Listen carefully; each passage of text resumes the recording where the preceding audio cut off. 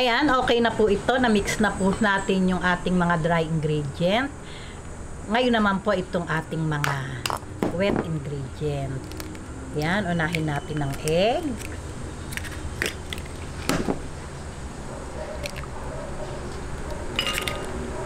Sunod natin ng oil.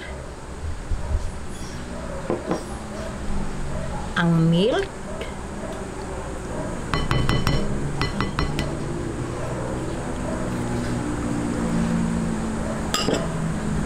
At ang water. Ayan, ngayon imimix lang po natin siya. Teka. Ayan. Okay, ngayon po, imimix lang po natin itong mabuti. At ready na po ito para sa paggawa natin ng ube puto marble. Ayan, mix lang po natin. Napakadali. Okay, ngayon, imix lang po natin hanggang mawala yung buo-buo.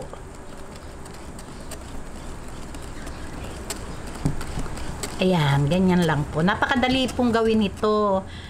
At meron na kayong masarap na merienda. Ayan. Pagka po wala na tong buo-buo, ay ready na po ito. Ayan. Pagka po ganitong wala nang buo-buo, okay na po ito. Inaantay lang po natin kumulo yung salang kong tubig. Ayan. Ayan. Ngayon po, kukuha po tayo ng konting mixture. Ayan. Konti lang po.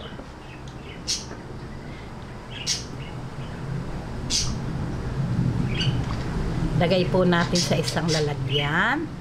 Ayan, ganyan. At kukulayan po natin ng ube flavor.